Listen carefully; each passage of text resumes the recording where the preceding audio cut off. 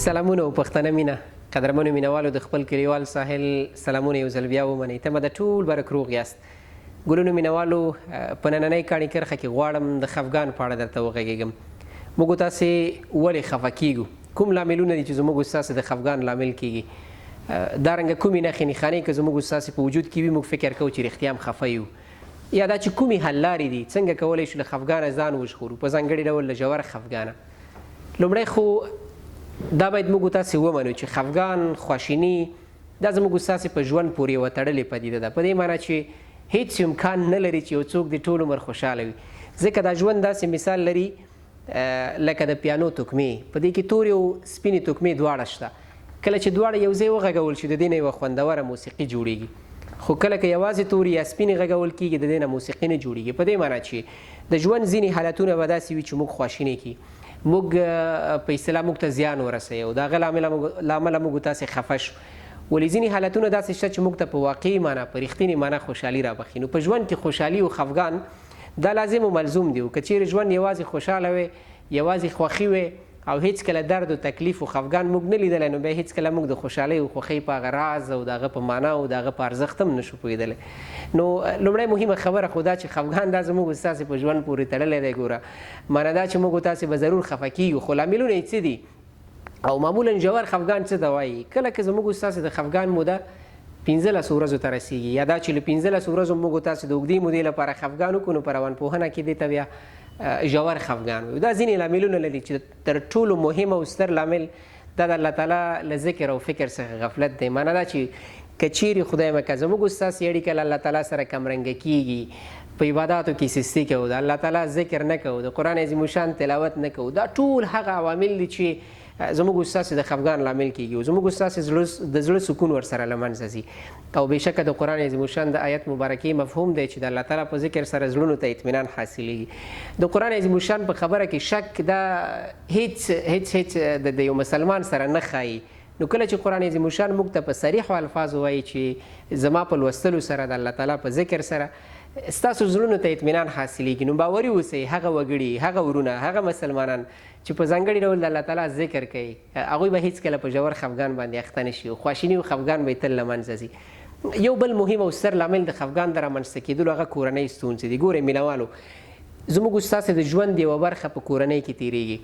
او زموږ ستاسې د ژوند یوه بله برخه د کاروبار په ساحه کې په کاروبار او په دنده کې تیریږي ولو که موږ زده کوونکي یو برخه د ژوند زموږ مکتب کې تیریږي که موږ محصلین یو برخه د ژوند زموږ په پوهنتون کې تیریږي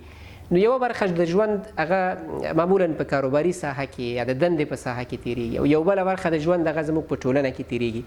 خو په دې هم باوري یو چې موږ تاسې د خپلې کورنۍ په خاطر ټولنه هم بدلولی شو یوه ټولنه پرېږدو بل ځای کې ژوند کوو دنده هم بدلولی شو بلکې موږ تل په دې فکر یو چې د خپلې ټولنې د بهبود او د هغه د هوساینې د خپلې کورنۍ د بهبود او د هغه د هوساینې په خاطر ښه وظیفه ولرو ښه دنده ولرو تر څو خوشحاله ژوند ورسره جوړ کړو نو موږ تاسې د کورنۍ په خاطر دنده هم بدلولی شو د کورنۍ په خاطر موږ تاسې ټولنه هم بدلولی شو خو هیڅکله د کورنۍ د بدلون او له کورنۍ سره د اړیکو د پرېکون فکر زموږ ستاسو ذهن ته نه راسي نو که چیرې خدای مکه موږ تاسې کورنۍ ستونزې ولرو دا لازما په اړین ډول زموږ ستاسې د خفګان لامل کیږي که تاسې وغواړئ که ونه غواړئ کورنۍ ستونزې هغه څه دي چې تاسې له امله تل خفه کېدلی شي بله مهمه خبره د خفګان په لامل کې هغه د مینې کمښت دی د مینې کمښت په دې معنی تاسې فکر وکړئ ګلونو مینوالو موږ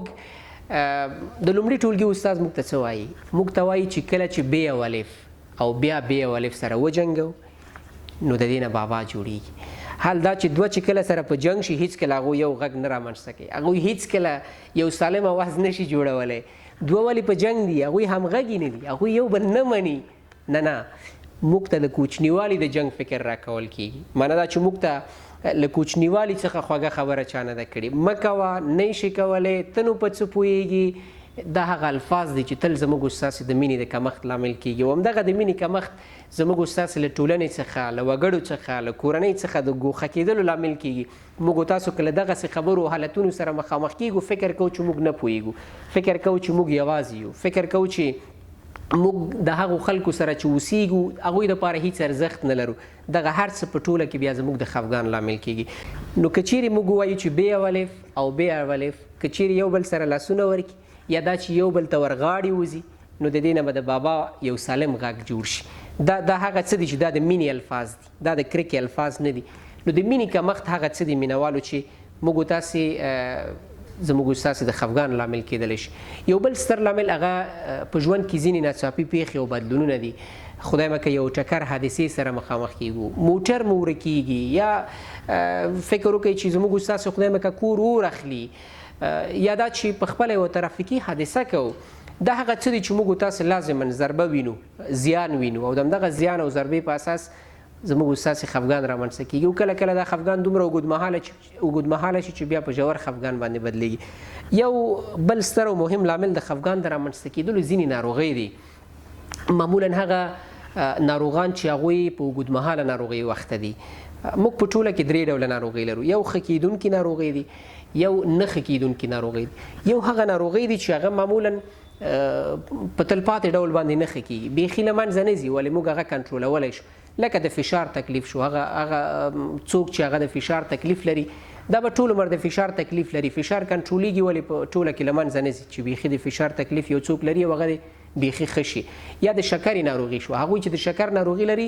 نو دا هم داسې یوه ناروغي ده چې کنټرولېږي ولې په ټوله معنا له منځه نه شي تللی. نو همدغه دی چې د زړه ناروغان، د شکر تکلیف ناروغان، یا هغه ناروغان چې خدای مکه هغوی په لاعلاجه ناروغیو باندې اخته دي، ډېر اټکل د دې شته دی چې دوی په ژور خفګانه مخته شي. یو بل مهم او ستر لامل هغه ککړتیا ده. خدای مکه که تاسې خپل نظافت ته پام ونه کوئ، د ټولنې او چاپېریال نظافت ته پام ونه کوئ، دا په ټوله کې ستاسې د خفګان لامل کېږي او کله کله په ژور خفګان بدلېدلی شي. او یو بل مهم او عمده لامل چې په د اوس وختونو کې په ټولنه کې ډېر مطرح دی او زموږ ستاسې ډېری ځوانان په دغه بده پدیده کې روږدي دي، هغه د نشه یي توکو کارول دي. د نشه یي توکو کارول په ټوله کې دا د خفګان د رامنځته کېدلو لامل کېږي، ځکه هغوی چې نشه یي توکي کاروي د هغوی ذهني توازن ورسره له منځه ځي، د هغوی خوب ورسره نارامه کېږي، هغوی خوب هغه تنظیم او ترتیب ورسره ګډوډېږي چې دا بیا په ټوله کې د هغوی د زړه د سکون د لمنځه تللو یا د خفګان د رامنځته کېدلو لامل کېږي. اوس ګلونو مینوالو، که چېرته موږ تاسې بې نظمه خوب ولرو، یا دا چې زموږ ستاسې خوب بې ترتیبه شوی، یا نهایت ډېر خوب کوو یا نهایت لږ خوب کوو، دا په خپله یوه نښه ده چې موږ ته د ژور خفګان ښکارندویي کوي. یا دا چې زموږ ستاسې هضمي سیستم کې ګډوډي پیدا کېږي، کله کله د ژور خفګان پر اساس هضمي سیستم ګډوډېږي، زموږ ستاسې د خوړو رژیم ورسره ګډوډېږي او کله کله بې اشتهایي ورسره پیدا کېږي. د سر ګنګسیت او د دماغ یا د اعصابو په سم ډول کار نه کول، دا هم ګورئ د ژور خفګان علایم دي. او که چېرته خدای مکه په ځان یا کوم بل ملګري کې دا نښې علایم ګورئ، هڅه وکړئ چې د هغوی د فکر د بدلون لامل وګرځئ، یا دا چې له رواني ډاکټرانو سره د هغه د صحت او روغتیا په اړه مشوره باید وکړئ. یو بل مهم فاکتور او بخښئ یوه نښه علامه چې د ژور خفګان په اړه یادونه کېږي، هغه د ستړیا احساس دی. معنا دا چې په وجود کې انرژي کمیږي او همدغه د انرژي کموالی دا په خپله وجود ته په تمامي معنا باندې د ځینو دندو فعالیتونو د ترسره کولو وړتیا نشي ورکولی. نو کله چې په بدن کې معمولا انرژي کمیږي، ځینې فزیکي فعالیتونه چې انسان یې ترسره کوي هغه له ځنډ او خنډ سره مخامخ کېږي. نو که چیرې ستړیا په وجود کې لرئ، فکر وکړئ چې خدای مکه د کومې مسلې کومې موضوع په اړه خو به مې تشویش یا خفګان نه وي کړی. که چېرته همداسې وي نو راځئ لومړی مو تشویش رفع کوئ او بیا مو ستړیا، که نه هېڅکله به تاسې ونه توانېږئ چې د خفګان یا تشویش له رفع کولو څخه وړاندې خپله ستړیا رفع کوئ. یو بله مهمه نښه هغه د ځان ملامتیا ده. ځینې وختونه لکه مخکې مې چې یادونه وکړه، ځینې وګړي ګوښه‌نشیني کوي، فکر کوي چې زه له نورو څخه وروسته پاتې یم، فکر کوي چې زه نه پوهېږم، یا دا چې فکر کوي چې زه ګناهګار یم، ما کومه ګناه کړې ده. په یو مجلس کې هم چې ناست ډېر غلی او خاموش ناست، ټول خلک به خوشحالي کوي، د خوښۍ یو مجلس وي، خو دا به غلی غلی کېږي، له نورو څخه به ځان ګوښه کوي. نو دا په خپله د خفګان درلودلو یا د درد درلودلو په معنا سره دي. نو کوشش وکړئ چې له دغه حالتونو نښې نښانو څخه ځان وژغورئ. که چیرې مو په بدن کې پیدا شوي، ژر تر ژره مخکې له دوی چې علایم له منځه یوسئ، هڅه وکړئ چې هغه لاملونه له منځه یوسئ. څنګه کولی شو خوشحاله اوسو؟ د خوشحاله اوسېدلو لپاره د ځان دپاره خپله یو راز پیدا کړئ. دا ډېره مهمه خبره ده. ګورئ، که تاسې په خپله ونه غواړئ چې خوشحاله شئ، هیڅوک تاسې ته خوشحالي نشي درکولی. او تمثیلي خندا، تمثیلي خوشحالي، دا به یو څوک درکړي، ولې باطنا که ستا زړه خفه وي هېڅکله د هغوی ظاهري خندا تا ته خوشحالي نشي درکولی. نو ستاسو خوښي او خوشحالي ګورئ ستاسو په خپل لاس کې ده. لومړی خو دا چې هغه لاملونه چې موږ تاسو د خفګان د رامنځته کېدلو لپاره ولوستل یا ومویل د دې لاملونو د منځه وړلو په اړه فکر وکړئ. معنی دا چې لومړی فکر وکړئ چې زما خفګان د څه له امله دی. آیا د الله تعالی سره مو راز و نیاز، یا د الله تعالی سره مو اړیکه، یا د الله تعالی په عباداتو کې سستی،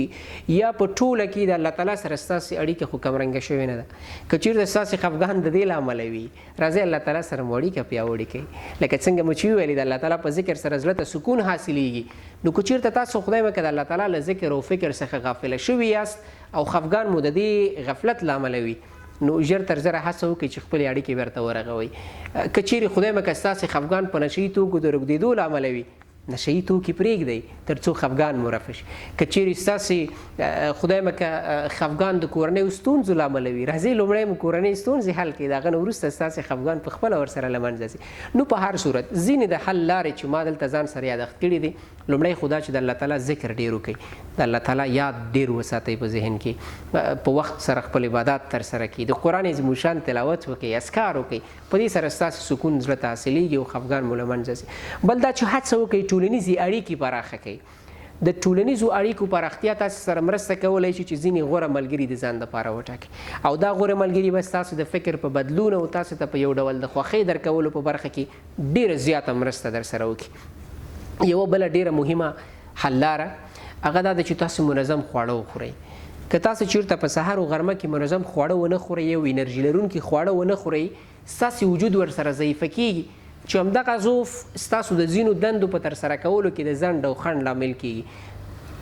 د دندو په ترسره کولو کې همدغه ځنډ او خنډ بالاخره ستاسو د خفګان لامل کېږي، او تاسو فکر کوئ چې ولې دا کار ما ونه شو کولی، ولې په وخت ونه شوم رسېدلی. نو هغه ستونزه به دا وي چې ستاسې په وجود کې هغومره کافي انرژي نشته چې تاسو یو کار ترسره کړئ. نو هڅه وکړئ چې منظم خواړه وخورئ،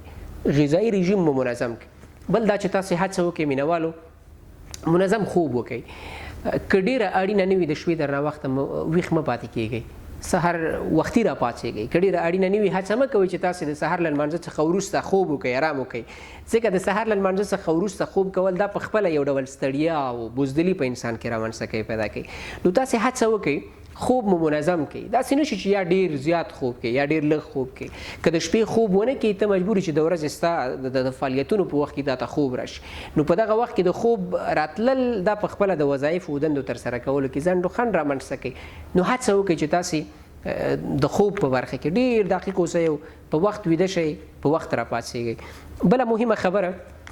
د خفګان د لمنځه وړلو دپاره ستاسې د فکر بدلون دی. ځکه مشران وایي په کوم فکر مو چې تېروتنه کړې ده په هغې فکر یې مه اصلاح کوئ. لومړی فکر بدل کړئ بیا تېروتنه اصلاح کړئ. ځکه که تاسې فکر بدل نه کړئ نو په دغه شته فکر خو تاسو تېروتنه کړې ده، په دې اصلاح کولی نه شئ تاسې. نو هڅه وکړئ لومړی فکر بدل کړئ، د هغه نه وروسته بیا تېروتنه اصلاح کړئ. هدف مې دا دی مینوالو چې که چیرې موږ تاسې ذهنا نارامه یو، هڅه ونه کړو چې کار وکړو. د کار د سطحې لوړوالی دا پخپله د خفګان لامل کېږي. نو تاسې هڅه وکړئ چې د کار سطحه مو راټیټه کړئ، او ضمنا کوشش وکړئ